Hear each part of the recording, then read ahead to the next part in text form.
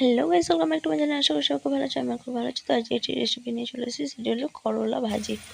তো আমি খুব একটা খেতাম না, কিন্তু আগের দিন একবার বানিয়েছিলাম, তো আজকে একবার বানালাম। বেশ খেতে ভালো লাগছে, বেশ একটু কুড়মুড়ে টাইপের করে নিয়েছিলাম হালকা। তো দারুণ খেতে লাগে, সেই জন্য বেশিরভাগ আমি নিজেই বানাতে চলেছি।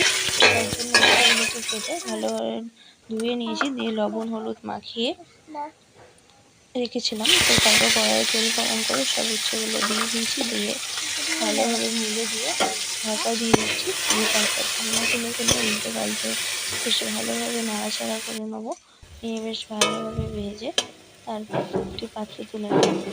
আবার বলি, যারা উচ্ছে খেতে ভালোবাসো না, তারাও কিন্তু এইভাবে বানিয়ে খেলে খেতে বারবারই ভালো লাগবে।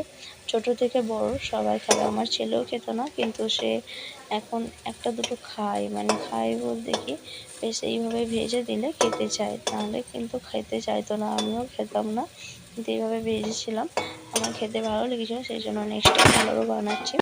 তো চলো দেখতে থাকো। আর এই উচ্ছে তোমরা জানোই, কম বেশি যারা ডায়াবেটিস পেশেন্ট তাদের তো খুবই উপকারী, আর তাছাড়া উচ্ছে খেলে খুবই ভালো।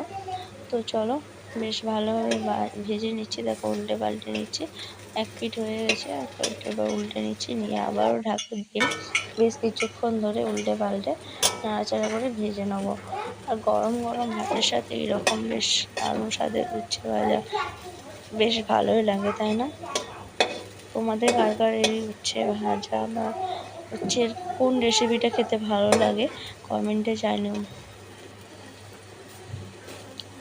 তো দেখো, তোমাদের সাথে কথা বলতে বলতে আমার উচ্ছে প্রায় ভাজা হয়ে এসেছে, আর বেশ কিছুক্ষণ নাড়াচাড়া করে নিয়ে নামিয়ে নিয়েছি একটি বাটিতে। বেশ দারুণ লাগছে, তাই না? খেতেও কিন্তু দারুণ হয়েছিল। আজকের মতো এইটুকুই, নেক্সট ভিডিও খুব তাড়াতাড়ি আসছে। Tata, thanks for watching.